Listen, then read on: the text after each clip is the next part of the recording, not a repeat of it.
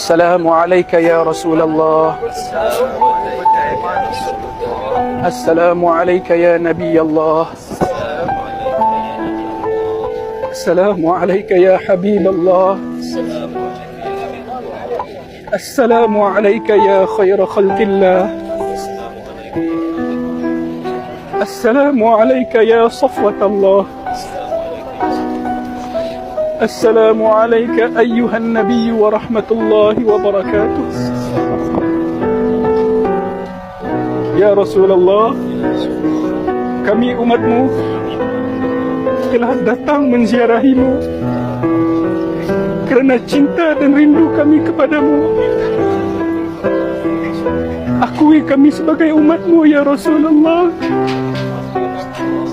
Kurniakan kami syafaatmu di akhirat kelak. Assalamu alayka ya Sayyidana يا أبا بكر الصديق. السلام عليك يا سيدنا يا عمر بن الخطاب الفاروق.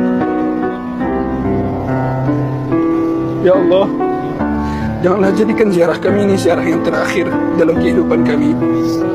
Kurniakanlah kami keizinan dan kesempatan untuk sentiasa mampu berziarah kepada bumi Madinah yang diharamkan oleh Nabi Muhammad sallallahu alaihi wasallam. Suburkan rasa cinta dan rindu kami kepada Rasulullah sallallahu alaihi wasallam.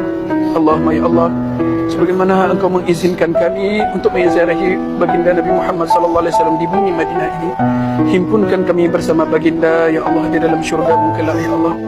Himpunkan kami bersama baginda di dalam syurga-Mu kelak ya Allah. Himpunkan kami, istri-istri kami, anak-anak kami, kedua ibu bapa kami bersama baginda Nabi Muhammad sallallahu alaihi wasallam di dalam syurga-Mu kelak ya Allah. Ya Allah, kuatkanlah ketakwaan kami, kuatkanlah keimanan kami, jadikanlah kami hamba-hamba-Mu yang sentiasa bersyukur di atas setiap nikmat-Mu ya Allah.